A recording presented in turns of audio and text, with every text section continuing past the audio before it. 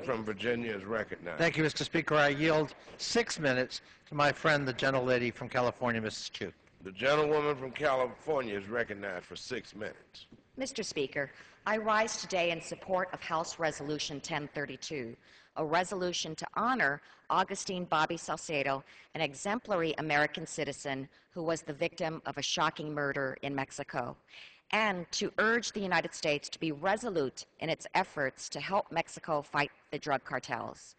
This past December, Bobby traveled to Gomez Palacio in the Mexican state of Durango to visit his wife's family for the holidays. On New Year's Eve, he was out with family and friends at a local restaurant when gunmen burst in and dragged Bobby along with 5 other men out of the restaurant at gunpoint. They were then each shot to death, execution style. The next day, all 6 bodies were found dumped in a ditch. Bobby was only 33 years old. I met Bobby early in his career.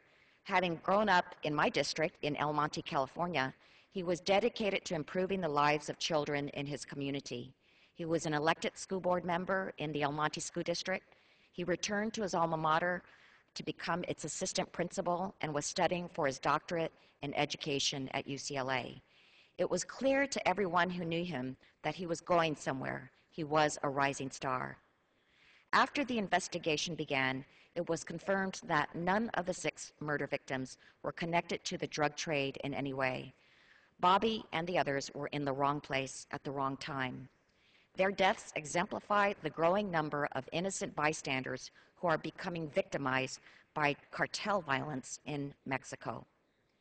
It had seemed as though the situation could not get worse. However, only weeks after Bobby was murdered, the lead state investigator in his case was also shot dead by the drug cartels. Bobby's murder brings to the forefront 2 critical issues: the urgency in finding the killers of Bobby Salcedo and the importance of reducing the violence of the drug cartels in Mexico. There must be justice in the murder, but the challenges are great. The state of Durango is one of the most violent in Mexico. In 2009, there were 637 cartel-style murders in Durango, and not one of the cases has been solved by the police. State authorities are limited in their resources, and the cartels have successfully corrupted or scared away many officials from interfering in their business. That is why I have asked the Mexican government to make every effort to bring the full force of the federal government down on the Salcedo murder. The federal government's strong stance against organized crime offers hope in this case. The federal government has greater resources at their disposal, such as forensic equipment, manpower, and training. Although the federal government has yet to federalize Bobby's case, I am hopeful that they will realize this case is a symbol for both of our countries and can demonstrate to all the parties the progress can be made. We cannot allow the death of innocent bystanders of American citizens to pass without consequence. Until there is true accountability for the violence, there is little incentive for the drug lords to keep peace. But the overall solution isn't stopping the violence of the drug cartels. The U.S. must be resolute in supporting Mexico's efforts to combat the drug trade and its violent consequences. There has been progress. President Felipe Calderon made the combating of drug violence his focal point. He greatly increased efforts on the federal level to track down the drug kingpins and reduce their supply lines. And in 2007, the United States and Mexico worked together to pass the Merida Initiative. This agreement took Mexican and American cooperation to a whole new level, providing over $1.3 billion to support the Mexican government in its fight. The funds went to helicopters, surveillance aircraft, interdiction equipment, non-intrusive inspection equipment, and improved data collection capabilities, as well as provided for training programs and institution building in Mexico. But now we are at a critical point. The Merida Initiative will expire at the end of this year.